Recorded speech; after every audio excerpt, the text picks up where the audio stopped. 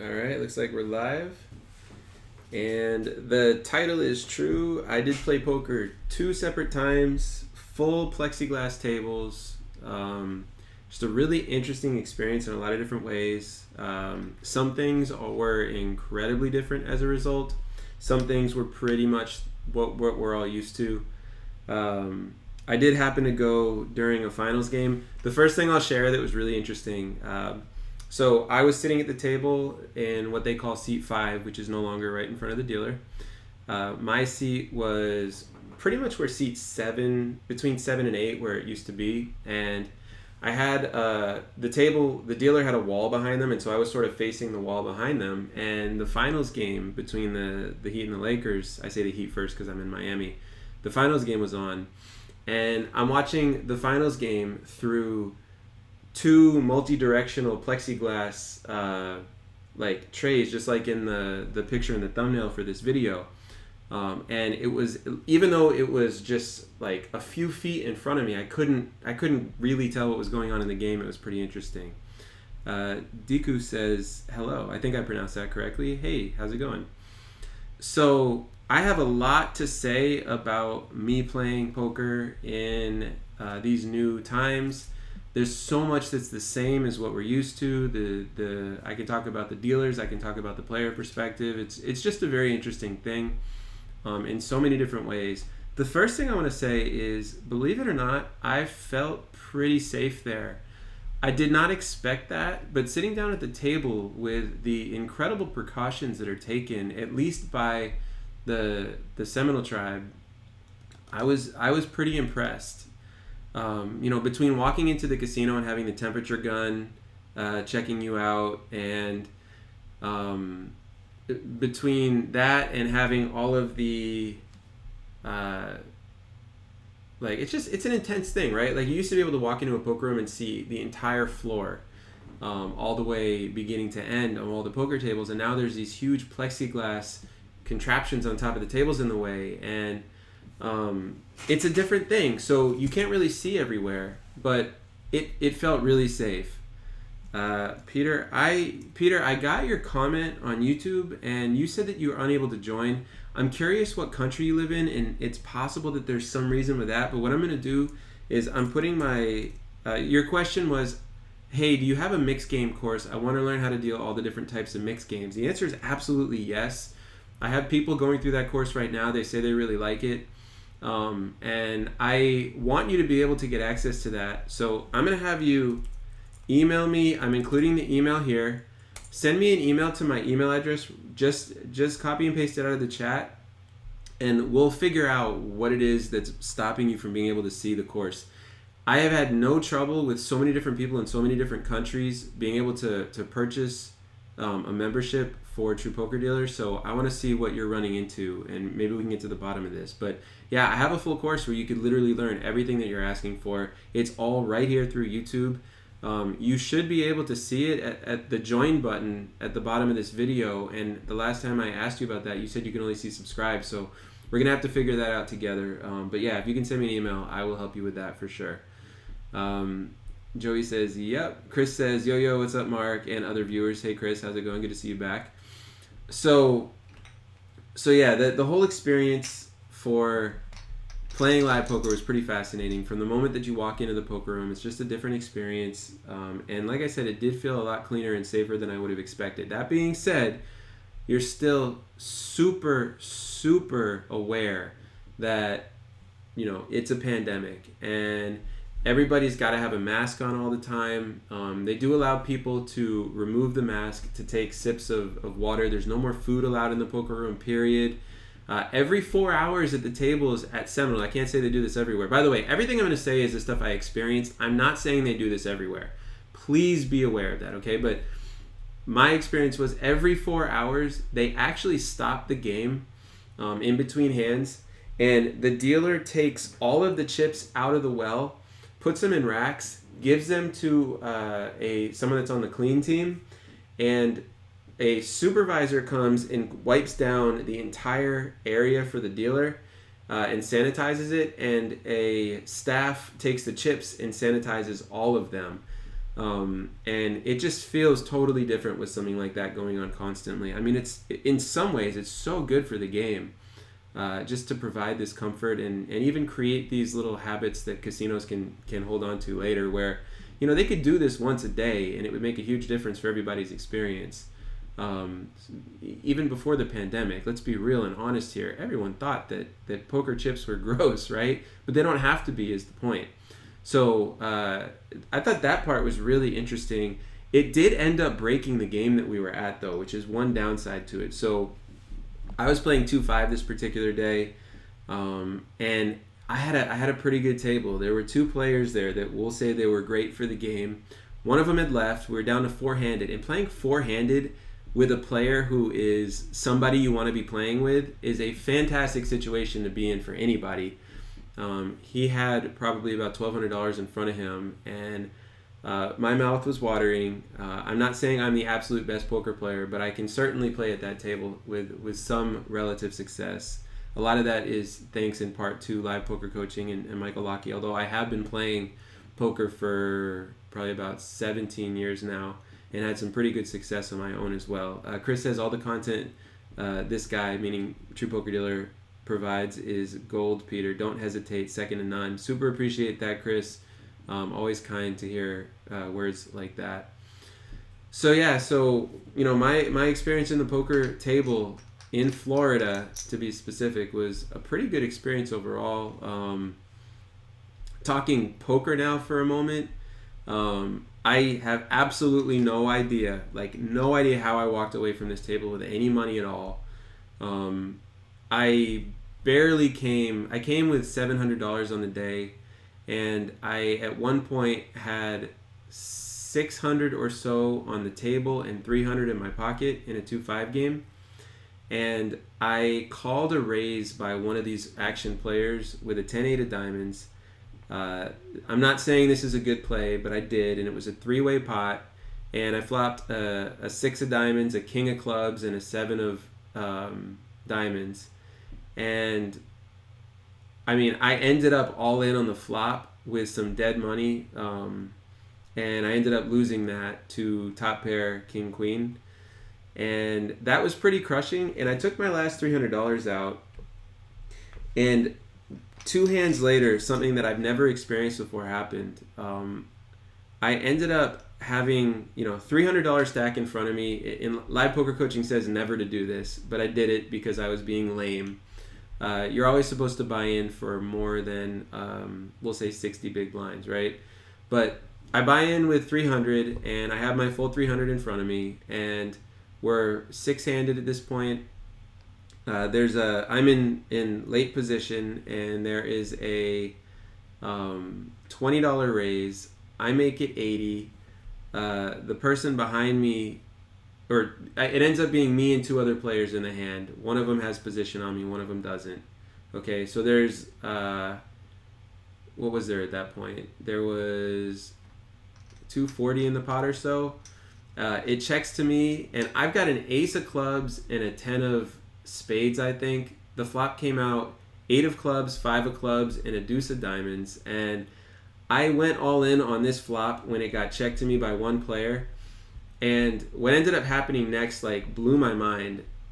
The other player called, and then the original person who checked raised another 500 on top.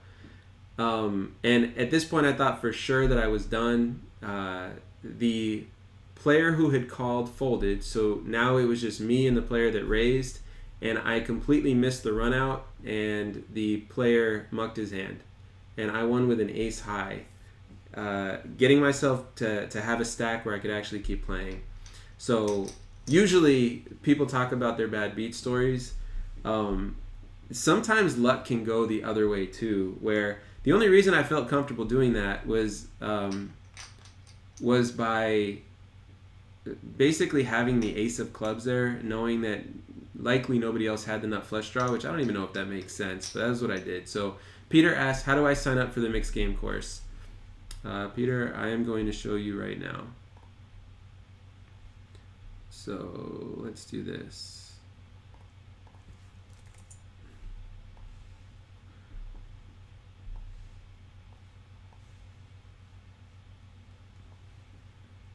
So Peter, I'm going to share my screen. All right, and here we've got the YouTube page. So you can see the screen right here. All right. So if you go and you search for True Poker Dealer, you can see right now I have this live stream going. So if you go to my homepage, there's a join button right here. All right, this join button that you could see me click, this is where you go to join the channel, and here's the bonus mixed game course down toward the bottom of this. Let me open this up so you can see it. And I'll mute this for a second. So right down here is the bonus mixed game. You just click join again, and it's gonna bring you right here and give you a way to join the channel. So that's the answer. And that support at truepokerdealer.com for PayPal was the way that I have paid for things. That's not the way that you pay. So basically, literally, you just go right to the channel here and you click join, which you can see right here. I'm highlighting it in gray right here. And that button will bring you to the membership section. You can also open up a video. And once the video loads, you can see there's an ad, of course. Once the video loads, you can see, let's see, got it. Let's see, how do I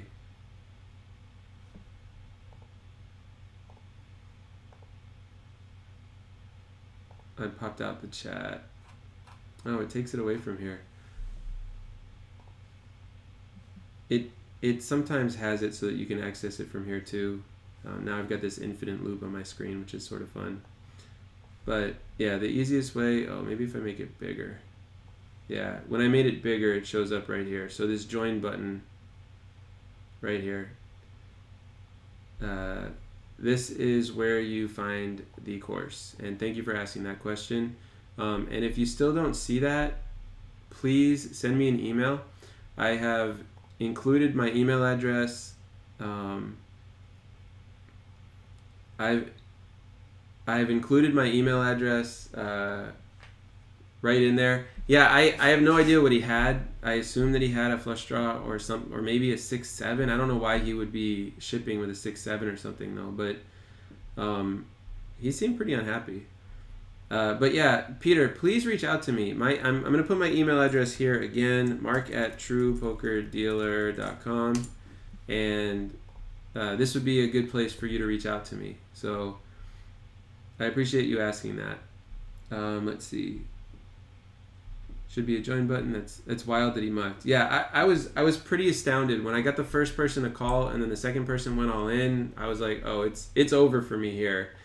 And the fact that I ended up winning that hand is just so shocking to me. But that is poker. Like you get all kinds of strange runouts and outcomes, and I guess best not to dwell, right? Just allow it to be what it is. Let's see. You said matter of time before that keyboard goes poop. Are you saying you don't like Apple Bluetooth keyboards? Here, I'll put it out of the picture so we don't have the bad guy anymore. Check this out. Anybody miss these? I grabbed this when I was at the poker room. Thought it was fun. Ante Up. It's a cool poker brand. Definitely enjoy them. Let's see. Jong says, hello, Mark. Hey, how's it going? It's been a while. Barlight Broker says, I ask a guy what poker games he usually plays. He tells me no limit hold'em. I told him he'll never beat me then because I play draw poker. And then Barlight says, hold'em is actually draw poker. Interesting. I'm not sure what you mean by that, but okay. Jong says, quick question. When there is an all-in, does the dealer count the chips without the request of a chip count? Or does the dealer wait until there is a request for a chip count? All right, let me answer that the official way. There is an official way to answer that question. I'm going to do it right now.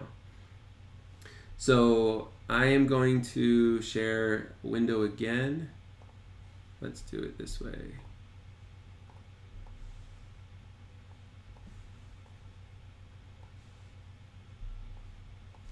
So there is no exact universal answer in poker, but there is something that I can give you that's even better than that. And here's the Chrome tab. All right, so here we are on the internet, on the browser, okay? And right now, I'm going to bring us to a very special place. Let me make this a little bit smaller so you can see it a little bit better. All right, I'll just cover everything up appropriately. Bear with me for a moment. Actually, no, I want you guys to see the address bar too. All right, we are going to, you can do this anytime you want. Poker TDA, we search it in Google. It gives us the pokertda.com, and then we go to Poker TDA rules, and then we go to the 2019 recommended procedures and rules and all that good stuff. And it brings us to a Dropbox where we open up the long form version of the rules. And in here, we have an answer to your question. So what I'm showing you is not the universal answer because there is no universal answer. What I am showing you is the standard that the industry is shifting toward, okay? And for a little bit of history on this, for years, you know what? I'm actually going to show you a different version of that. I'm going to show you the red line version so you can truly see what it talks about here for this. It's a good question. And I need you to know why there's not an exact answer for every single room. So in the Poker TDA rules, the question, once again, was, when there is an all-in, does the dealer count the chips without the request of a chip count, or does the dealer wait until there is a request? And so here we go, and we're going to go down to the recommended procedures. So the recommended procedures are not the ones that they enforce actively. These are the ones that they make as suggestions that they're trying to test out for 2 years before they decide to put them in play permanently. And we can see here it talks about bringing in bets is discouraged. But let's go down to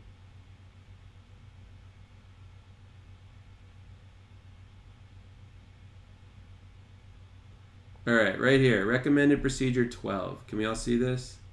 Let me make this a little bit larger.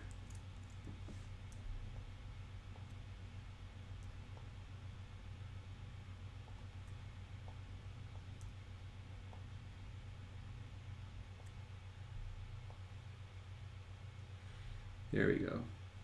So what this says, dealers should announce bets and raises. Okay, first of all, this is new. This used to be the other way around. The TDA heavily pushed dealers not announcing until asked. But now they say, as a recommended procedure, dealers should routinely announce non-all-in bet values as betting proceeds around the table. All-in bets will be counted only on request of the player currently facing action, except that action continues to apply. Scheduled and discretionary call-ups improve bet countability. So this is saying if a player's all-in, you do not if a player's all-in, you announce all-in only. You do not count down the bet. And if a player in turn asks, they are entitled to get a count, of course. However, in all other situations, their recommended non-official procedure is to count down bets and raises. I think that a good standard for a dealer is to say 6 chips or more would be something to count and not allow that to be visual. That's something that's sort of standard in the industry, but this is one of those things that is not well done universally because there's been so much back and forth. What happens is rooms end up with their procedures and they don't want to just keep changing and changing and changing and changing. So now they sort of, it just depends on the feel of the room. But my personal belief is this procedure is the best way to run a room, where you do not count the all-in bets until asked, and you do count down all other bets and raises because it does speed the game up in my personal experience. That said, I mean, if a player throws out 100 in green, 4 chips, you don't need to announce it necessarily. I like to. It just depends on what your room says to do. So Jong, after asking that question, the follow-up was, the player complained that the announcement of a chip count would influence the other players to call the all-in. So if there is an all-in, according to this rule, you would not announce the amount of it. You would not count it down unless asked. And I support that. Totally agree that can happen. However, if a player bets a large amount of chips that is not all of their chips, I do believe it speeds everything up to count that down, and it does still have the same impact where it can change the perception, but in the spirit of everybody's best interest, speeding things up when a player's not all in does make sense. Yeah. And listen, Jong, one of the most powerful things, I didn't just show you the rule, I showed you how to find it, right? If you go back in this video and you watch exactly how to get to this rule set, it's publicly available. The TDA provides all that. So anybody that runs a room can anytime show the recommended procedures of the TDA and get support from the TDA. That's what they're for. It's basically them saying, hey, we're not just making this up. We're doing our best to make the best decision with the rules of our house. And here's the support from the TDA to prove it. It's a very powerful tool that they've put together. Peter says, where exactly is the join button? I don't see it. Peter, can you please tell me what country you live in? I would appreciate that. If I had to guess, it has to do with it not being your country, that maybe YouTube doesn't allow people in your country to purchase YouTube memberships or something like that. And if that's the case, I'm happy to work with you. I also suggest that you send me an email. I've never run into an individual that hasn't been able to see the join button. Also, is it possible that you're looking on your phone? If you're looking on your phone, I would suggest that you go into a web browser instead of in the YouTube app. It's possible that in the YouTube app, oh, you live in Chicago. I appreciate that response. Can you, are you on your phone or a tablet right now? Sometimes there's an issue on a phone or a tablet. On a computer, it will always work. It's Barlight Broker says it's next to the subscribe button, which it is. But I have also noticed that the join button doesn't show up. Right, the join button does not always show up in the YouTube app. Possibly try going into a Chrome, like opening up Chrome or Safari in your phone. I don't know what type of phone you're using, and go to youtube.com within the browser, and you should be able to find it there. I do apologize for this. YouTube claims that their memberships are in beta, and I sort of choose to go with YouTube because it creates so much confidence that it's like a legit thing, because it is. And I also have dealt with this a little bit here and there as well. So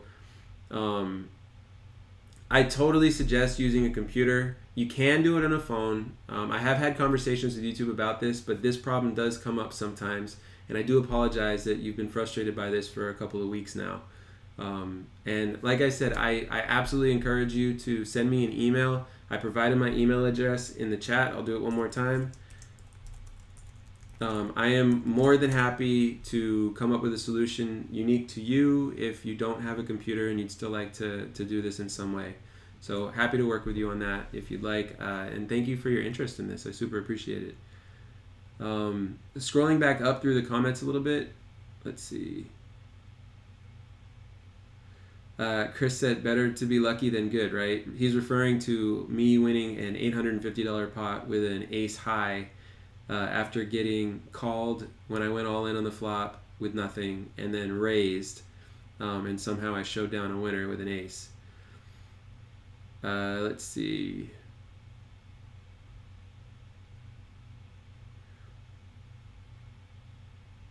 It's an apple, not a cheap one, I see. Meaning until all the cards are out. I'm not sure what that means, Barlight.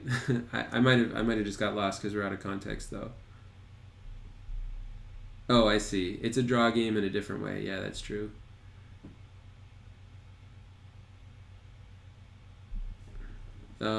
Interesting. Barlight Broker just said, I played on Ameristar in St. Louis and didn't even have to wear a mask. Ameristar, is that a real casino? Like a live casino? It's not online, I'm guessing, right? That wouldn't make sense. But that's like scary, is the way that I would say that. Man. everybody wearing masks is comforting. The dealers do a great job. Oh, every single dealer that the Seminoles at their poker table, every dealer had a big bottle of sanitizer, and when a player comes to the table, they receive a squirt. I mean, it's interesting. They go to really great lengths to just make this okay.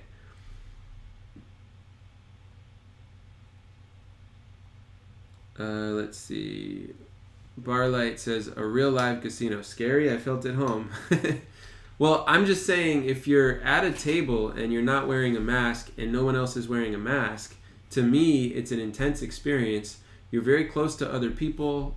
You're breathing in more of the air. It's not like a mask is going to protect everything and block everything, but you're breathing in more of their air. Look, I've been talking to people in Washington State. I've had 2 separate people reach out to me because they are dealing outdoors, which brings a whole bunch of issues.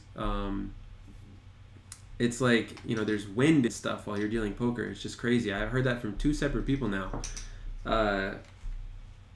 Yeah, there's a lot going on now. They do outdoor tents because they say that outdoors transmits coronavirus less. Barlight says, sanitizer kills the good bacteria on your hands that kill the bad germs. To be fair to you, there is a ton of conversation that could be had about that. Oh, I should remove this window. And I'm not sure that that sanitizer is the best choice. I made a suggestion when this whole thing started to put wash stations with hand washing stations with like an actual faucet in every single poker room. I still personally like that idea. There would have to be more than just that. There'd have to be like a drying setup and all that stuff. But I agree that there's some downsides to sanitizer. I think the general consensus, whether or not it's right, is that sanitizer is a helpful thing in terms of fighting the virus. But it's interesting. It is tough to wear a mask for that long too. Barlight says, I'm a gambler. I gamble with my life every day wearing all this damn gold jewelry. Yes, you're not the only one. I've never been the one to do that, but boy, when you go into a poker room, there's a lot of people that have stuff like that, and I don't know what it's like, but I imagine it feels pretty good to walk around and sport the bling, as they say, right? Chris said, admittedly, the masks really bother my system for a while, but for now, we have to live with it. People need to feel safe. Still a lot of scared, paranoid people out there. Soon to be dealer perspective, by the way, not a player perspective. That's right, you mentioned that. I want to show you guys something that just makes me sort of happy. I'm going to grab it right here.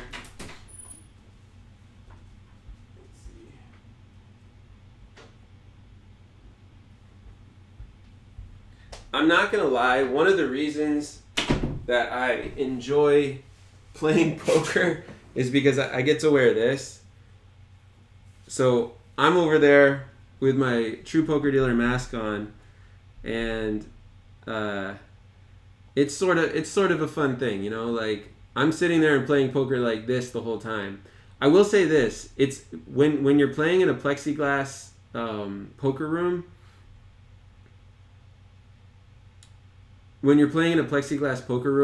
it's honestly, it's really antisocial. The rooms that don't have the full plexiglass setup, the people can talk to each other. I could barely talk to anybody there, so it was mostly just playing poker. The mask is a part of it, and the contraptions in the glass is another part of it too. Let me shrink this back down a bit. Let's see.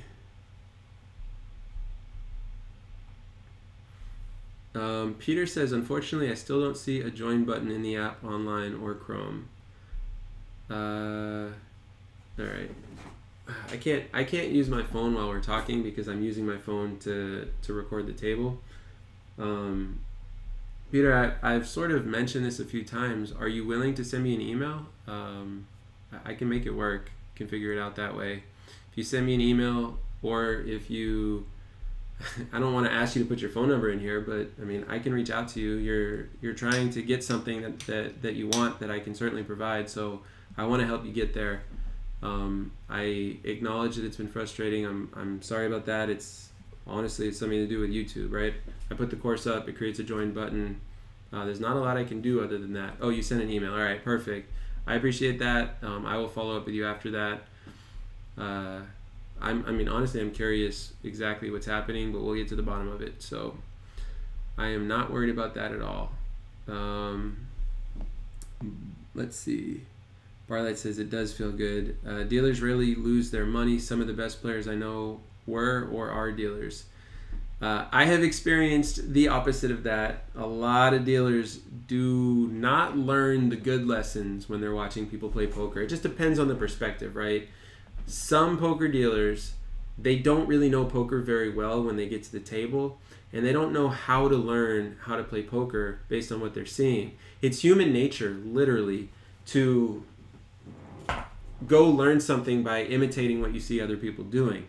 And in poker, the results of a hand can dramatically, the results of the hand can be very, very good for a poor decision, and it can happen so much that a dealer can learn bad habits and not realize that they're learning bad habits. Similarly, a lot of players have this very I know what I'm doing mentality, and they communicate that because they're actually playing poker for social dynamic and social validation to feel good about themselves, which is totally fine. But what happens is they end up sounding like they're the one to listen to because they have that charisma, and a dealer that doesn't know any better will learn their habits, and before they know it, they have the same habits as that player, and they're not profitable habits. There's a lot that can happen there. It's pretty fascinating, honestly, watching how dealers learn. Let's see. Chris said at Barlight, shall we call you Bling? I feel like Barlight would have to change his name. And it says probably has to do with IQ. I mean, yeah, there's a lot of conversations there. Papa Panda says, have you ever met a really famous player? I have. I've dealt to a lot of them. I've also had some conversations with them, but I've mentioned it previously. Like the player that I've enjoyed dealing to the most, just because it was sort of fascinating to me, was Jason Mercier. But there are definitely a handful of players that I've seen in a lot of different settings. Barlight says, I think I play for social reasons. I play to get lucky. You said Somerville. Mercier. That's right. I'm sorry, I don't know what you mean by Somerville, but yeah, what else happened when I was playing? So one of the things that I noticed was really interesting. I'm used to sitting down at the table and having a certain amount of space for my chips, and space to act. I felt like I got one cup holder in my zone. I had less space than normal. There's no such thing with these plexiglass dividers. There's no such thing as elbow fighting for room with the person next to you anymore. It's just a different thing altogether, because there's the plexiglass was completely bolted into the table. Now I don't think most rooms do this, but enough of them do. I think it's smart, the ones that do this. They're really going out of their way to protect people. Whether or not it's for show, creating the feeling of safety is valuable anyway. I do think it helps a little bit. By the way, every single time a player leaves the table, busts, and goes home, the dealer throws out a large white button. It's probably about 3 times the size of this, and it's only white, and they put it in that seat, and then they call out for the clean team. This is at Seminole, and I love that procedure. That white button means nobody can sit there until that's been sanitized. As soon as the clean team gets there, they spray down all the windows, the area, they wipe the whole thing up, and just totally have it so that it's clean and ready to go for the next person. I was very impressed by that as well. And I mean, keep in mind, in Florida, there's still a lot of cases every day, and so a lot of these precautions are still necessary.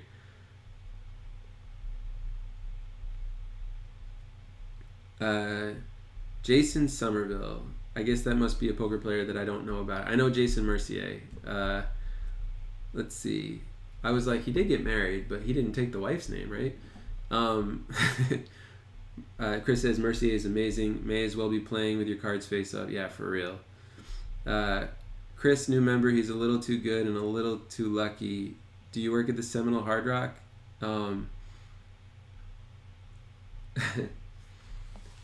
I used to work there. That's a place that I dealt to Jason. That's where I saw him. That was pretty fun. So let's see, what else? I'm trying to think of what else there was at the table. One thing that I found that was really interesting, between the plexiglass and the masks, it was more difficult for me to sort of take advantage of live reads. I'm used to being able to sort of stare a player down. I probably seem like I'm casual and fun, but when I'm at a poker table, I am trying to take somebody's money, and I am not afraid of social awkwardness. Some poker players don't want to like stare down into somebody's soul because it's sort of awkward. I'm not afraid to do that at all. And it's really hard to do that with all this plexiglass and the mask. It definitely makes it so that some of the tells that I'm used to are no longer available. I don't think it affects too much, but it's noticeable. But for example, of like me at a poker table, at one point in the session, by the way, I played 2 times. The first session, at one point in the session, I'm sitting at the 2-5 game, and a player sits down next to me, and he's somebody that I hired years ago as a dealer at a poker room I worked at, and I'm sort of friendly with him now. Like, I haven't seen him in maybe like 6 months or so, but he comes and he sits down at the table, and I say hi to him, and he asked me like, how's the table? I said, I told him which seats were good, and or good for the game is the way I phrased it. And he told me, all right, I'll take it easy on you, type of thing. I said, you do what you want, but just so you know, I don't take it easy on anybody. I'm going to be playing against you. And so he laughed and he said, okay, good to know. I mean, that's me. Like, if my mom comes to the table, I'm taking her money just like anybody else's. I found the times where I've like tried to go the social route and not wanted to do that, I found that I have put myself in situations where I've lost hands that I really should have won, and I haven't gotten value in certain situations. I was so worried about the dynamic between myself and the person that I was friendly with, and so I just completely stopped doing that. I'm now trying to be an assassin, taking everybody's money when I play poker. I'm not saying I'm the best at it, but I don't think you want to play with me, right, Greg? He's not here right now, but that was just a fun thing to say. Barlight said, their chips are amazing on the high-limit blackjack tables. No friends at the table. I play for blood, but I like meeting new people and trying to outsmart them. And Chris said ruthless. Listen, it's totally true. And it like, to me, it came from trial and error. Being in situations where I felt like I don't know what to do in this situation. There's no winning play for me. Like, I don't want to take my friend's money. Are they going to understand when I check it down? And then they end up hitting a river, and I'm just like, they're not going to give me that money. Like, I just said, forget it. I don't want anything to do with a player coming to the table and expecting me to go easy on them. And I don't want to collude with anybody on any level. Like, I mean, I'm not saying that when players come together, they're friends, that they collude. But there is a certain dynamic there where they think like, maybe the other person can catch my wink, like, I have it or something like that, which do not do that if you're in a casino. Everything is on tape. But I don't want other people even trying to do that with me is what I'm trying to say. So I just say forget it. I'm playing you. I'm trying to take your money. I don't care how nice you are. When I sit next to somebody at a table and I have a conversation with them, I make sure they know that too. Is what it is, right? Spiro says, might have missed it if you already went over this. I heard right on TV, Florida has relaxed a lot of COVID restrictions. Wondering how the casinos are there. Any change in the restrictions or same since? So that's a good question, Spiros. I played poker twice over the last week. I have heard that in Florida, like, restaurants are allowed to be at maximum capacity and all this other stuff. I would say casinos are pretty much the same as they've been, though. They're still operating with a lot of slot machines that are turned off. This is as of a few days ago when I was there. I walked the floor of the Seminole Tribe. I will also say, though, there's a lot of pari-mutuel properties that are run by the state instead of by the tribe, and I haven't experienced any of them. I probably would have gone over to Gulfstream, but they weren't even open. They still haven't reopened, and Gulfstream is a pretty popular room down here. So yeah, I experienced it to be pretty like intense still the temperature guns when you walk into the casino, still 7-handed. The tables are spaced out what I would consider to be reasonably well. Still small tournaments, meaning they limit the number of players, the number of seats, etc.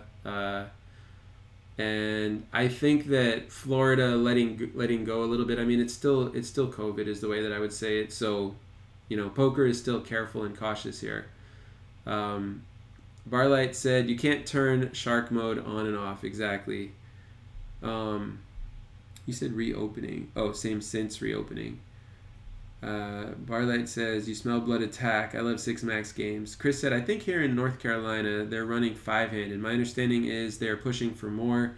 North Carolina did just go from stage 2 to stage 3. Not exactly sure what that entails for the casino. Yeah, and it's tough too because I don't know how many people know this, but like down here, the Seminole tribe, I've worked for them before. It's the only tribe that's an actual sovereign nation according to them and what they said in their orientation, meaning that it's a separate country. It's not just reservation land allotted to them. And because of that, they're allowed to have their entire own set of laws and all that stuff. It creates an interesting dynamic, but at the end of the day, as much fear as can come from that statement, they understand that doing things that are too out of line with what the U.S. does would lead to a fear of people coming and participating in their casino. So they're pretty much in line with what's done in the U.S. But yeah, it is a different experience. It still feels like dealing. One challenge for dealers when they're pitching, you can't go like this anymore. You can't see this. Let me extend this a bit. Got my mask over there. When you're dealing to like this seat right here, you used to be able to just pitch the card right to them. Now there's like a plexiglass.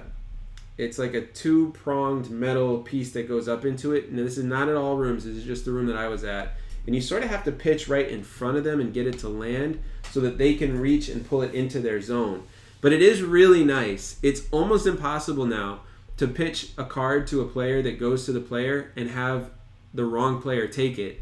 Because when you're pitching, it's going into an actual zone that like it's got, metal prong that goes up here, metal prong that goes up here.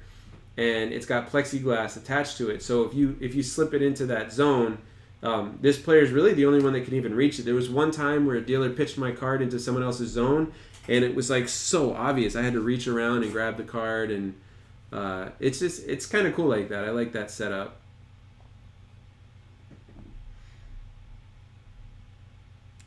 Peter says, is poker 9-handed in Florida, and is it mostly pros from around the country? Good question. There were so many more fish than I was expecting, and it's 7-handed in Florida for the most part. I was absolutely shocked at the fact that the poker players were not as good, but I did run into a couple of pros there that I'm friendly with that they're like the types of pros that you don't see on TV, but they play for a living.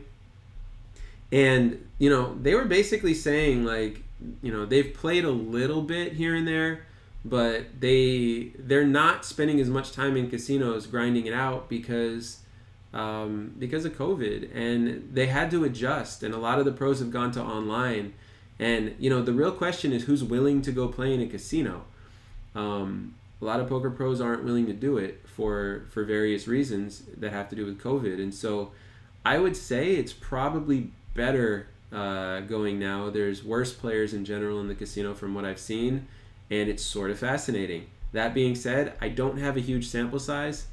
I probably played for a total of, I want to say 2 hours one day and maybe 6 hours the other day, so maybe 8 hours total. But my experience was the players were gambling a lot, and I was pretty happy to see that. Also keep in mind, 6 and 7-handed, which is what you end up with. At a 7-handed table, there's a lot of time where it's 6-handed as well. Playing 6 and 7-handed is more action anyway. It's just sort of how it goes. I do believe that they're going to get back to 9-handed at some point, but casinos have to like this on some level. The poker rooms are able to open more tables with fewer players. So if normally if you have 90 players walk in, 9 times 10 is 90. That's 10 tables with 90 players in the room. But now, if you have 90 players come in to play poker and they're 7-handed games, you get rake on more tables than you would have. So that comes to, I guess that would be 77, 84. So that's 13 tables. So you're getting an extra 3 tables worth of rake. And on top of that, each table is dealing more hands per hour for the most part because there's fewer players that have to make decisions every single time. The dealers said that the money is still pretty good. There's little things here and there that make a difference. The high hands aren't quite as high as they used to be. But I mean, or the promotions aren't quite as good. And that sort of makes sense, right? But it's interesting. Barlight says, Native Americans are good people in my book. Peter says, is the rake the same on 6 and 7-handed tables? It is. They're still taking just as much as they were taking before. I personally still think it's totally worth it if you want to try to go play poker. However, the point that I think you're implying, Peter, is they're able to rake the game a bit more, and yeah, that's absolutely the case. They're still taking the same rake that they used to, at least there. Chris said, let's see. Chris said they should be, casinos might adjust the rate to get people to come in. Yeah, that's an old thing. They don't really do that anymore because it doesn't end up becoming cost effective. For a casino, I mean, it's a bit of a tangent here, but for a poker room to use their rake in order to get people to come in, my experience is it's never going to be a winning strategy because you're calling attention to something that you don't really need to talk about. And the more aware the players are of the rake, the more they think about it, the more like unsettled a lot of people get, and it just ends up becoming a deterrent. Like if they're paying 5 and 2 like they do at this poker room that I was at, 5 for the rake, 2 for the jackpot drop, and the room calls out attention to the fact they're taking 4 and 2, it's still a lot, right? It's not gonna make it so that, oh, I want to come play here. At least in my experience, I haven't really seen that be something that leads to that positive result. But it is interesting. So what else happened? I thought going into the poker session that a lot of players were going to verbalize action and there was going to be a whole bunch of like, what? But pretty much none of that happened. The only thing I can remember is there was a player that was sitting on this side of the dealer talking to a player sitting across the table, and there were 3 times where this player said something in a hand and this player said, I don't know what you're saying, and like they just gave up eventually because it's super hard to hear between the plexiglass and their mouth. That being said, because it's so much less social, it's like you can kind of go there and just chill and relax and enjoy yourself in a different way, which is nice. Some people, they feel a lot of pressure to go and be social. I would actually say that, we had a conversation recently about women in playing poker. I would say it's a better environment now for women than it's ever been if you go to a poker room like the Seminole Tribe where there's a plexiglass setup, because there's not as much like cursing and all that stuff as we're used to. And they can sort of go and just enjoy being at the table. It's not as social.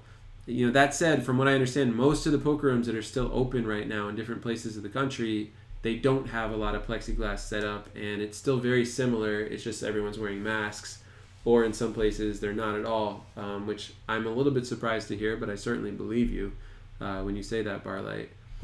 What else happened at the table? Let me try to remember. I thought about trying to set up one of the cameras and recording my hole cards and doing a little video on it. I may do that at some point. It wasn't as easy as I was hoping in my head. Let's see. One thing that was a little bit weird and awkward was because of the plexiglass and like the setup, I felt like I had to push my bets out more. And when I was in a seat that was seat 5, but it's not in front of the dealer, it's off to the side, where seat 7 or 8 used to be. Like, I felt like I sort of had to push my bets way out toward the dealer every single time because the dealer also has plexiglass on the sides of them, and it does sort of make it a little annoying for them to go out and reach. They can still do it, but I find that pushing my bets out more than I really want, it just gives it changes my like the stuff that I'm used to. It makes it so that it's harder for me to play comfortably. And part of it is because of all the plexiglass. It's like in front of you. It's you don't. I don't like leaning on the table as much. I'm not putting my elbows down and all that stuff as much. I'm more sitting upright. And I've got like the place where I stack chips in a table like this that has less space. It's a bit more challenging to build up a huge chip stack. You can still do it, but I felt like I was always fiddling with how to sort of arrange my space. I also think I would get used to that after a few tries. It would be fine. And I feel like there was one other thing that I thought was super interesting about this. The dealers were all wearing masks. I felt like the dealers, you could hear them pretty well. Soren said, "Did you see how the dealers at EPT are dealing? So from the top with one finger or so." Are you talking about the thing where they put the deck down and they pitch it out like this? I don't know. I don't know their procedure exactly. I'm only sort of imagining that it's sort of like this. I've seen them do that before, and I don't think that has anything to do with COVID. I think that's just how they do it. That's sort of their procedure. I'd be curious to hear the logic behind it. I'd also be curious to time it to see if it's slower or faster. He said that looks sick. I mean, honestly, I think pitching looks really sick, and I think sliding cards out is definitely a cool thing. I actually really like that question. I've never evaluated that particular pitch. I think it would be worth me taking a trip out to some poker room that does that and getting a feel for it myself. But I would want to... If there's anybody out there, I'll say this. If there's anybody out there that is an instructor of that pitch, I would love to reach out to you and sort of get a feel for it. He said you want to learn that, to be honest. How is your regular pitch? Like, how would you rate it? Scale of 1 to 10. I was just testing that for myself. I cut my pitching finger on a light bulb. It was actually annoying. I don't know if you can see it there. Ooh, wow, a cut on Marc's finger. In the exact spot that I sort of grip the cards. And it feels great pitching now. It's amazing. One thing about being a dealer is you're always at risk of not being able to perform your job if you injure your hand. It's just such a weird little dynamic, but it's true. Maybe a 5 or so. Not dealing too much. Well, I mean, that's cool. I'm curious if you do learn how to pitch that way. I'd be curious to see what it was like. I feel like I want to put this right on the table here. I should make it so that these are available to buy. I was going to sell these. I have a way to sell these and a link for it, and I really like them. But the problem is this rubber band wasn't big enough, and it was like pulling my ears off. And my roommate was nice enough to sew an extra little elastic on the side. And like I reached out to the company and asked them, "Hey, I love this mask. Like this fabric feels amazing. It's really comfortable." Which is one reason why I was fine being there. I hate the blue masks that are made of paper. I hate how they pull on your nose and all that stuff. This fabric mask is amazing. It's just that they don't have the multiple size bands. They only offer the one size, and if it's too small for me, like I consider myself to be a regular sized adult male, I just feel like it'd be too small for other people too. And I was sort of bummed about that because I would love to be selling these. Because I've had so many people that say they want them, and I can't commit my roommate to sew them for everybody. It's interesting. What else happened in my session that was relevant? I think that the players are relatively aware that it's hard to hear them, and so they're a bit more demonstrative in their actions now. Something else, it's really hard now. This is kind of cool. It's really hard now to table your hand obnoxiously because the plexiglass is like in the way. So people are tabling their hands a lot better than they used to, which was really cool to see. One thing that sort of drove me crazy though, the plexiglass made it so that from one of the seats that I was in, I had trouble seeing the board. and not being able to see the board clearly and confidently, that was a bit alarming. I had to sort of lean in to look at it. And, me personally, when I'm playing poker, I don't want to have to give away that information that I need to look at the board again or something like that. Or, you never know, right? Like maybe you lean in and somebody takes that as a tell, as something. And I didn't like that. Like, I should say this. I could see the board from every seat if I wanted to, but it wasn't just from sitting up like normal all the time. Sort of had to move around sometimes. And I was certainly thinking about the procedure changes as a result of COVID. I think that at the end of the day, all the basic procedures are still the same for how to deal. And there's just some circumstances that sort of come up that had never come up before. Like there was a player at my table that when they wanted to check, instead of tapping the table, they would tap the plexiglass. And every single time I wanted the dealer to tell them you have to tap the table, and they didn't. And I don't know if they just decided at these properties that it's okay for players to do that, which in my opinion they should not allow, or maybe instead they just didn't address it because everything happened so fast and a player checking by tapping the table just became something that was allowed. I personally think that it's a very confusing gesture to check that way, and I would love for them to instruct a player each time they do it to tap the table. But it takes a lot of awareness and management in order to be able to do that. So certainly not something that I expect. It's just something that I wanted. But yeah, having players tap the table or tap the plexiglass to check was just super weird. What else happened?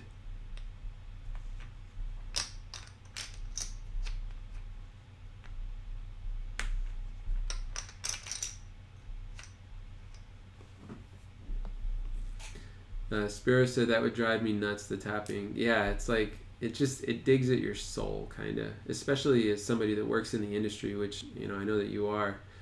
It's like, please stop that. It was a cool experience overall, though, for sure. Oh yeah, another thing that was different, the way that they sat players at the table felt a little bit tougher. Like they just sort of called you and told you what table to go to. They didn't really verify you. All of that was just sort of done. Spirit says on the glass. Yeah, I knew that's what you meant. I'm shuffling chips because I'm thinking about playing poker. When I play poker, I just shuffle chips. My wrist gets tired. I wonder if I'm going to end up with arthritis, but I can't stop myself from doing it. I have somehow trained myself to think and shuffle at the same time. I really enjoyed live poker coaching's lessons. For anybody that hasn't seen it yet, I really encourage you. I've learned so much from live poker coaching, and it was really nice to go take it to the table. Live poker coaching. If you go, it's one word on YouTube. Search live poker coaching on YouTube. One word. There are currently 11 lessons that are totally free on YouTube on the live poker coaching channel. All one word. You can start. We're going to create 500 lessons. I'm in every single one of these videos, and it's a cool project that I'm doing. This project has helped my poker game so much. It's unreal. And I know that I sound sort of like salesy. I promise you I'm not saying it from that perspective. I'm so appreciative learning how to 3-bet intelligently, learning how to down bet after a 3-bet profitably, learning how to play the turn in the river has been the toughest part of my game. I've spent so much time as a poker player checking because I didn't feel like I knew where I was at, and then hoping that I could use a live read to determine whether or not I was good. And I was able to learn how to raise donk bets and handle donk bets. There's just so many things that, like, these live poker coaching lessons have been phenomenal. Chris says, sweet, more educational resources. Yeah, this is not my lessons. The poker pro that I do this with, like, I'm the one dealing these simulated hands, and he's breaking down every single decision in the hand, and it's just so amazing. It's, you guys can see the logo for it up here. I put that up there because I'm a part of it, but man, this is such a good product. It's the thing I have trouble with live poker coaching is a lot of people who want to watch one hand of poker are thinking that it's going to be like a hand of poker in a casino, but that's not what we're doing. These are poker lessons. We don't know what's going to happen going into the hand. We deal real hands out, and we play against each other in the simulated hand, and then we discuss the entire thing at the end.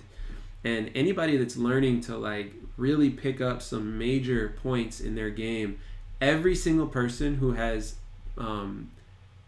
gone to and like committed themselves to watch a couple of these has had amazing things to say about it.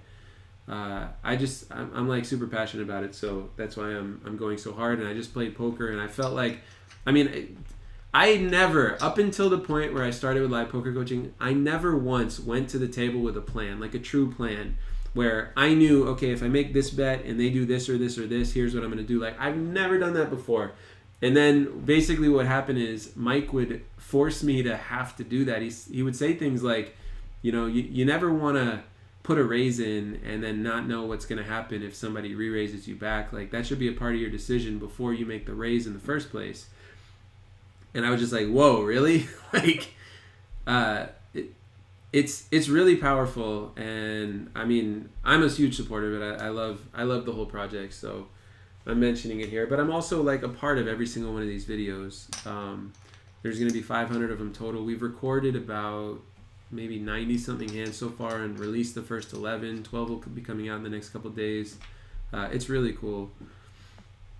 Chris says, I'd like to have one of those beautiful mind Phil Ivey or Elon Musk type brains just for a day. Must just be incredible to see things at some of these guys' level. Reminds me of the movie Limitless.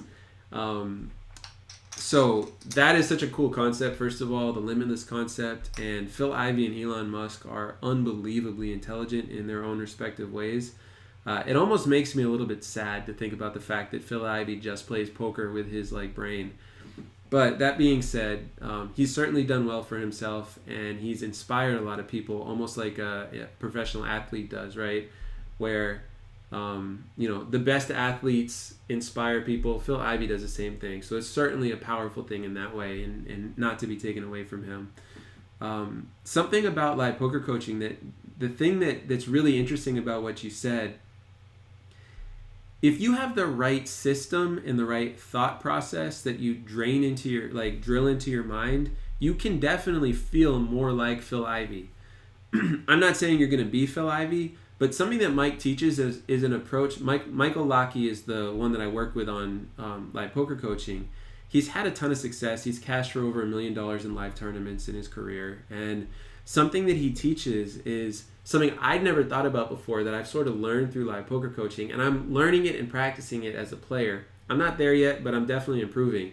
What he does, he thinks about the other player's decisions as the number one most important thing in a hand, and he understands which decisions give off the most information about the player's range of possible hands that they could have. And after he evaluates their range, then he considers his hand and thinks about how his hand would best interact with this player's range. And something that he does that I've never thought about that absolutely blows my mind, but it totally makes sense. He'll literally put somebody in situations where their decisions give away the most possible information. Meaning, sometimes he'll put a raise in, or he'll make a bet, or he'll check to somebody when that decision is going to whatever they do in response to it is going to give the most information to him, so he can figure out where he's at and make it so that it's much easier for him to decide what to do in the hand.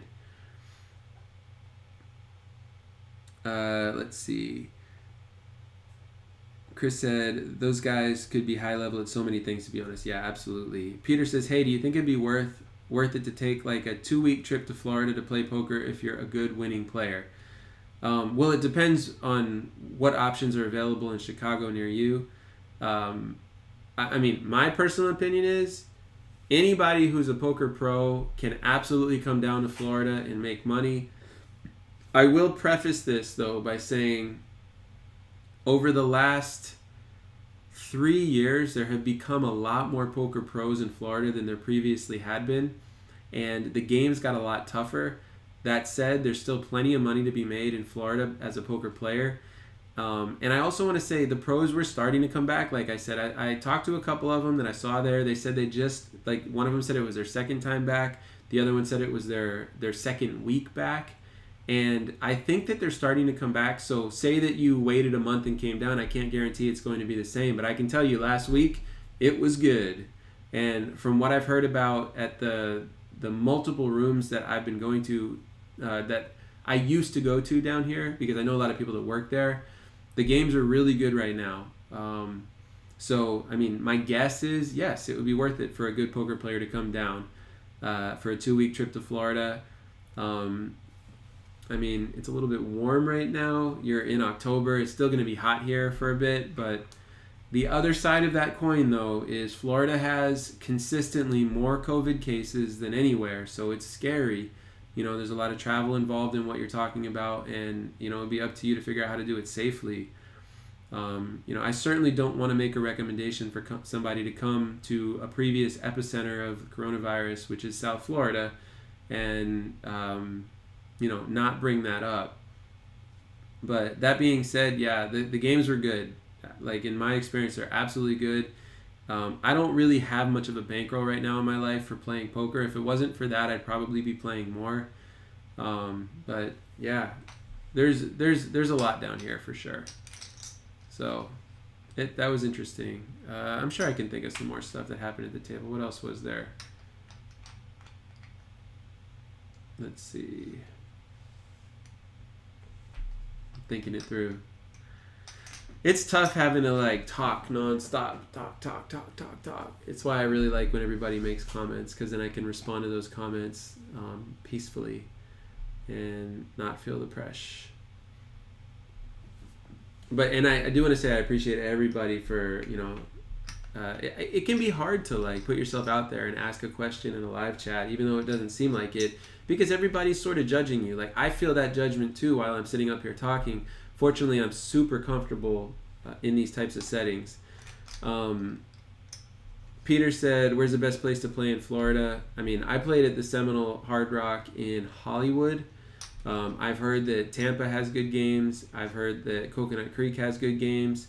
I haven't heard much about the pari-mutuel properties and what it's like in any of those. So I personally can't speak to them for South Florida, but it's still Florida is the way that I think about it. So I'm imagining that there's good games all around, but I can only speak to the 3 Seminole properties. I mean, I don't know how your Spanish is, but there's a room called Hialeah that has pretty good games too. But I also don't know what you play. If you're looking for 2-5, I would go to either of the Seminoles. Seminole in Tampa is good. The new Hard Rock in Miami is good, yes. Chris said, I've had the virus. I shook it after a couple of days. Threw a lot of heat at it, though. But it took a pretty good toll on a couple around me I care about. Yeah. I'm of the opinion that like almost everybody's gonna get it. It's sort of scary. I have not had it yet, and I'm trying my best to not have it, but I hate to say it, I just feel like it's a matter of time, and I hope I don't have a bad experience is what I'll say. Chris said, you're good at talking, just keep going. I appreciate it. Peter said, I love Hialeah. I play 2-5 no limit. From what I know about Hialeah, they sort of have more PLO than 2-5, but I haven't been there recently, so I can't speak to that. John said, Bicycle Club just opened with tables set up outdoors. Yeah, there's a lot of rooms in other states that have gone outdoor with their rooms. Like I said, I was talking to somebody in Washington State about that, and they were saying it's starting to get cold out, and I was just like, oh my God. Listening, like the thought, I've lived in Washington State. I lived north of Seattle. The thought of dealing poker outside in the cold is just like mind-blowing. Like, he said he was already wearing gloves at the table as a dealer, and I just can't even imagine. Yeah, and that's one thing. Like, you know, Bicycle Club just opened with tables set up outdoors. Different states think about problem solving differently. Peter says, is Florida the only real poker open in the country? I have heard a lot of different rooms open in a lot of different ways. I've heard Vegas has rooms open. California has rooms open. I don't think all of them are open. Washington has rooms open. It depends on what you mean by a real poker, to be honest, as well. But Maryland is open as well. I think there's some pretty good options here. Yeah, North Carolina's open as well, which I I don't remember ever having gone to or seeing a poker room in North Carolina, so that's really cool to hear. I know that Texas has it. They're still open. They're super lax about their COVID policies, from what I understand. Virginia is going to be opening soon. Shout out to Pop's Poker Room in Virginia. They're going to be opening near Richmond pretty soon. I've talked with the owners a bit and the director of the poker room, and they're really good people. I have so many good things to say about Pop's Poker in Virginia. If anybody is looking to get a dealing job, I should say this, and you're interested in auditioning at Pop's Poker in Virginia, the auditions are going to be with me, and I am more than happy to help them out by talking about this here. Like I said, they're really good people. It's the only reason I would work with them. I don't work with people that I don't feel really good about.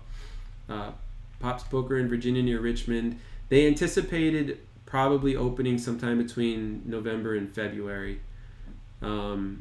Spiro says no Massachusetts rooms yet. I'm guessing that means that they haven't reopened. It's a bit of a bummer, but Massachusetts is one of those states. I'm from Massachusetts, so I can say this. They're one of those states where they go extra hard on doing the quote-unquote right thing. And in this case, their opinion of that must be not to reopen, which, I mean, it is what it is. Spiro says, has anyone or other players ever recognized that the rooms you played in or casinos?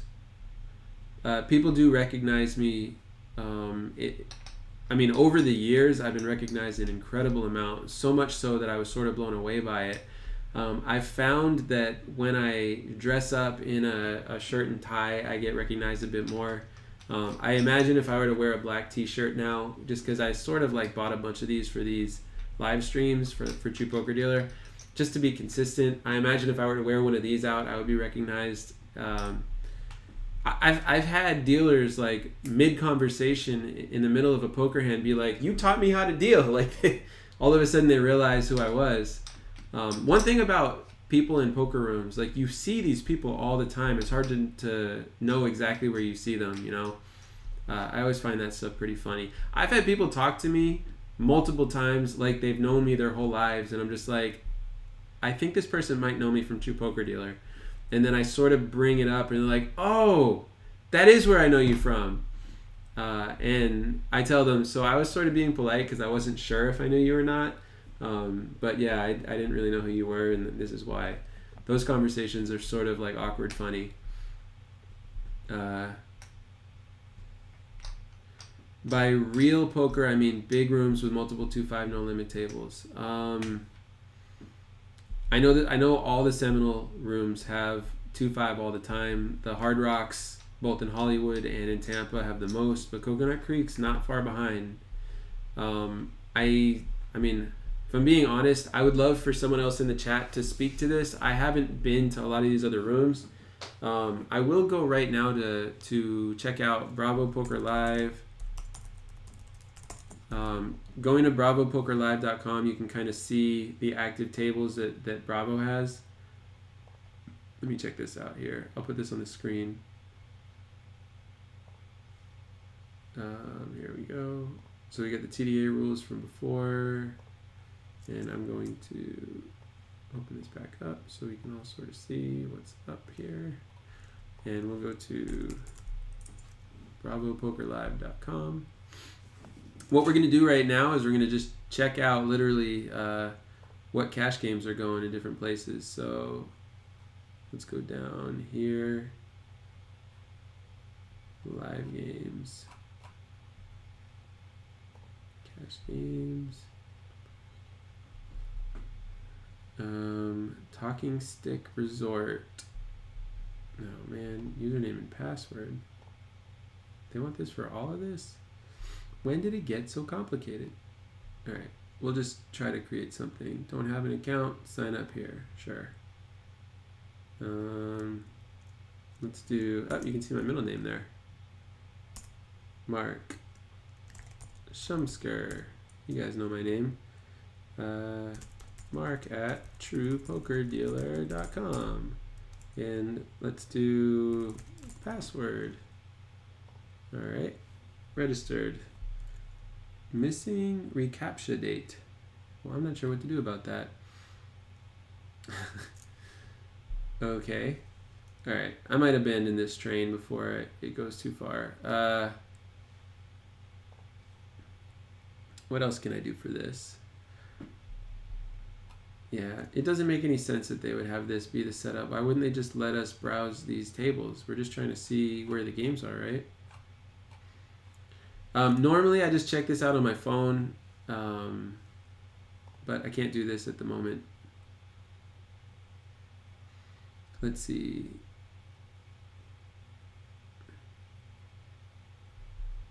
I'm guessing that there's other poker going on that's legit. You know what? Let's do this. I'm going to say, bravo, you've let me down, so I'm going to go to Poker Atlas and see if they make it easier. Poker Atlas.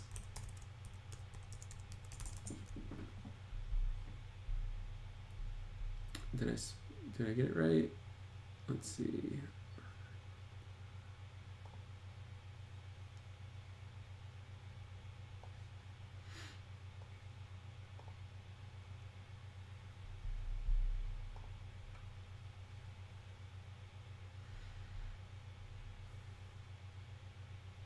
No, they make it all the apps.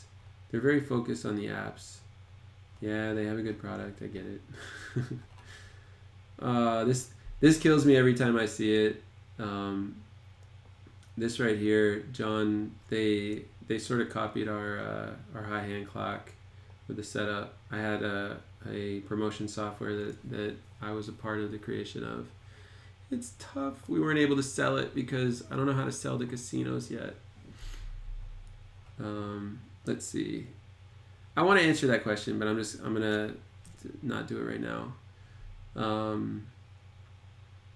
Let's see. Chris said auditions with the man himself. No pressure, guys. So something that you get when I'm auditioning is I will give you very clear information about where your game's at and what you need. Generally speaking, in an audition, you're not allowed to have that. But with me, you know who auditioned you, you know where to find me, and if you want, after the audition, you can reach out to me and we can set something up where I give you feedback. That's something that's almost never done in the industry, and they're all fine with stuff like that at Pops Poker.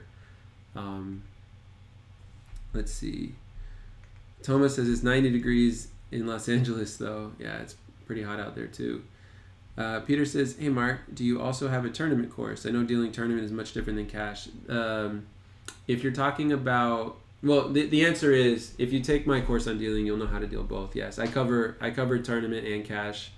I do focus more on cash because I feel like you have to, like, if you're going to teach how to deal poker, you sort of got to pick one, teach the general rules that apply to both, and then you touch on the other one in the places that are necessary. And so that's how I did it. I taught cash as the primary focus, and I covered tournament wherever the rules deviated. For the most part, the rules have a ton of overlap. And, you know, for example, in a poker room, if they say 50% of a raise, if a player does not announce anything and they just push in an unclear bet amount, a lot of rooms say 50% or more of a raise amount puts in a minimum raise. That's going to be true for cash or tournament, right? So what I do is I just taught all that stuff for cash, and then I touched on specific tournament procedures such as big blind ante or taking any from every player, or basically some of that stuff. Also, cash is harder to deal for what it's worth. You don't have to take any rake in tournament. It's just, being a professional change maker as a dealer, where you're dealing 1-2 no limit games a lot and people put red chips in for $2 calls constantly, it's more work, without question. Well, there's question there, but in my opinion, it's more work, and I feel strongly comfortable saying that. But here, let me do this, just in the spirit of what we're doing here. To answer your question properly, I'm going to jump back to sharing the screen, and we will. I'm going to show you what's in the courses. Why not, right?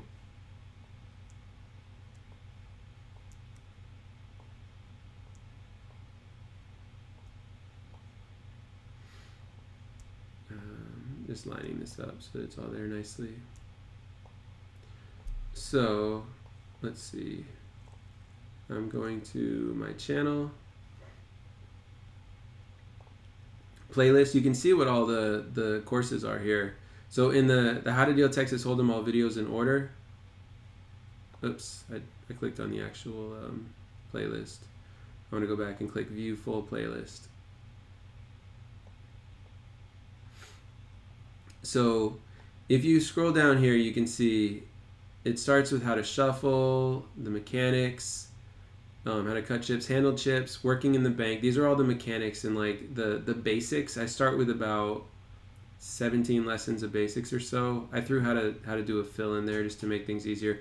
Honestly, I made a video on how to do a fill because it just drove me crazy that dealers were so what I consider to be unprofessional in poker with fills compared to table games. I just wanted to clean all that up, so I did it. But here in lesson 19, it's a hand of 1-2 no limit Texas Hold'em, where I just basically teach the mechanics of a hand, fundamental rules of poker, and I talk about cash games, which this is specific to cash games, and most of these are talking about both. But then if you get down to here, we sort of keep going. You know what? I'm going to move myself over to this side for this. If you keep going down here, I do have, let's see, Texas Hold'em tournaments is one of the lessons here, and then lesson 38, oh, you can't see it, let me hit the bottom here. Lesson 38 is how to run a poker tournament. Now this is sort of for poker rooms and sort of for home games. And then this is all about running home games. So I did add those lessons because I do know that my audience is not just people that are trying to be dealers, even though my purpose here is to teach people how to be able to pass an audition in casinos, and the course absolutely gives that information. There's also enough people that want to be able to do this stuff at home that I set that up for them as well. So, you know, look, 1-2 lessons that are 100% on tournaments, as opposed to one lesson that's 100% on cash games. So yeah, I'm just like, the answer is yes. I'm just trying to like sort of show you instead of just say yes, because I feel like it's a lot more valuable to kind of go that way.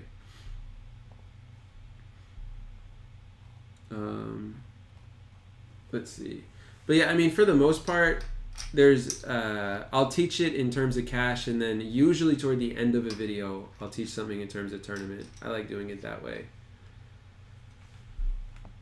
Let's see, I am going to sort of wind it down here soon and call it a live stream. So I'm open to taking any last questions and seeing what everybody thinks. Let me see something. Yeah, if there's anything else you guys wanted to hear or talk about, I'd love to know about it. I'll say it again. Don't forget to check out live poker coaching. Actually, I want to ask you guys this. What is something that you guys want to see me do in regular YouTube videos? I ask that because, you know, I've thought about going to poker rooms and doing a poker vlog like you see Brad Owen doing, and Rampage Poker and some of these other guys. If you guys want me to do that stuff, I'm happy to do it. I want to know what it is that you guys want specifically. If someone gives me an answer that I feel really inspired to do, I'll do it. Why not, right? Super curious. Like, what do you guys really want to see? And keep in mind, it's during COVID. It's really challenging for me to get large tables of players together. Chad says a live home poker game. You know what? I like the idea of that, where I sort of just broadcast a live home poker game and you guys can hear our conversations and all that stuff. That's a great idea. Thank you for that. Let me take that note. Taking notes. Chad, what would you want to see in that? By the way, good to see you, Chad. What would you want to see in a live home poker game? Like, what about it would be the most exciting?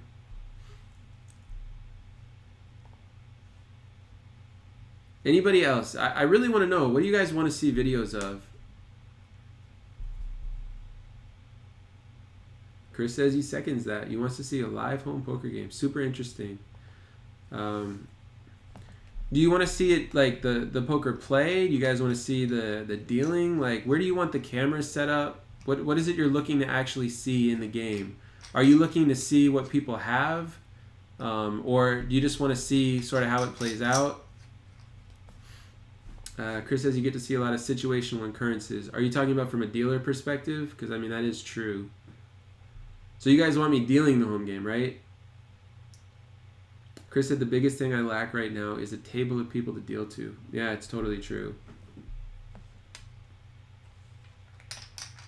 So seeing it will help. I gotcha. I'm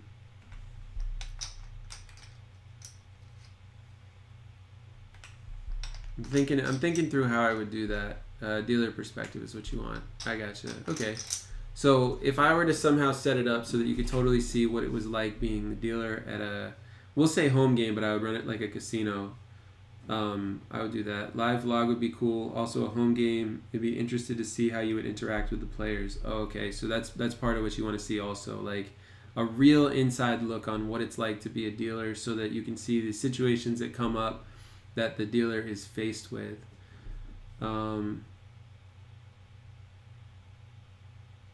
Interesting. You know, I was thinking about the poker player vlog, and I think that would be cool. But I think what you guys are saying you'd like to see is the dealer vlog, where I've got like a camera on my forehead facing the table or something, which that doesn't exactly work, but you know what I mean. And I'm dealing out hands, and I'm only showing it to you when it's something that's interesting, right? So a player sort of snaps at me about something, or yeah, something along those lines. That's what you guys want to see. Interesting. Maybe I can make that happen. I appreciate that. I'm going to sort of think about it. And we'll take it from there. Well, I appreciate all you guys being here, as always. Very nice to get to spend time with all you and sort of chat about dealing. And yeah, I support all of you in your journey. Like I said, if anybody's interested in dealing in Virginia, please reach out to me. I will give you the tools to be able to pass the audition that I'm going to be performing. So same as the camera now, just a little further back. Yeah, I was thinking that too. And then maybe zoom in sometimes, get something that's HD. Focus on the sewer, but seeing the entire table as well. I'm multitasking at the moment. I'll definitely come up with some other ideas for you for the streams. Oh yeah, you guys can tell me stuff that you guys want to see anytime. I would love that.